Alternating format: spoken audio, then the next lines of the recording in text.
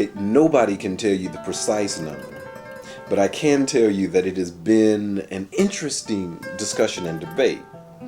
So that, and a lot of debate has focused on the magnitude of the trade. How many Africans were actually transported from Africa to the Americas, to Europe?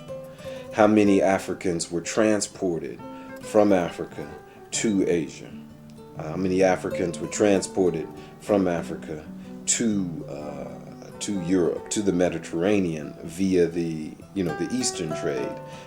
The number has been estimated, and it ranges from 100 million to the low and kind of really ridiculous estimate of this gentleman named Curtin of about 10 million. And Curtin and all of his students have had the dominant voice in history for no reason. I mean, no reason at all. Every statistical analysis that I have done of the evidence, every demographic analysis I've done of the evidence produced by most historians who work in this area have been saddeningly low. But these historians are a very peculiar bunch of people. They feel that by claiming that something is wrong without any kind of evidence that it's wrong is sufficient to continue to make the same error.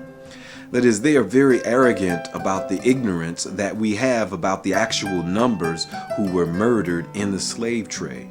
So since we can't get the actual numbers, we can, from looking at population numbers that we do have from some areas, get a general sense of the size of Africa's population and a general sense of the size of those who were enslaved.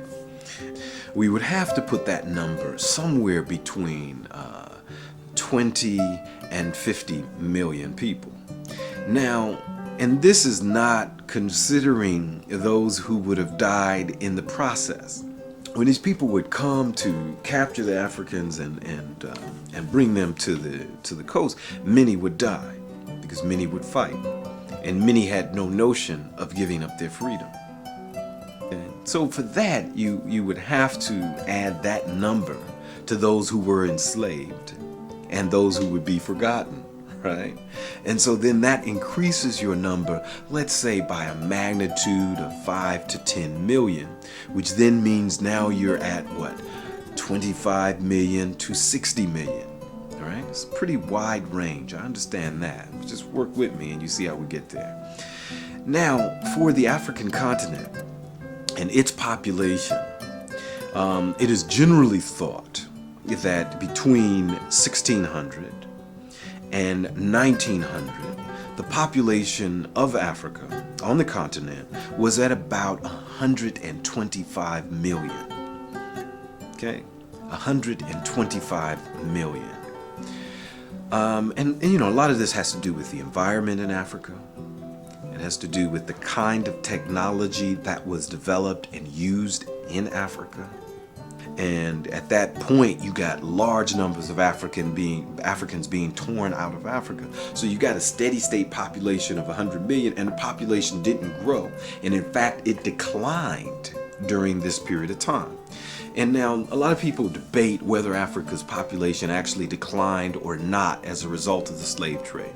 And I think it's a foolish discussion, but let's give them their due. And let's say Africa's population did not decline. One thing we know is that it did not grow to its full potential because the Arab slave trade focused on young women. The European slave trade focused on young men. These are the individuals in their most productive stage of life being ripped from Africa. Therefore, their reproductive capacity is experienced in Asia, is experienced in the Americas. So those children who would have populated Africa are not there. Therefore, its devastating impact on the African population is fundamental. But there is not only the devastation, there is also the hope and potential of what happens to those who are taken abroad. because they give the world cultural innovation and revolutions that it had never saw before. They bring forms of government to India that were never thought of before. They bring forms of governance and forms of culture and forms of expression and forms of religious practice to the Americas that were never imagined.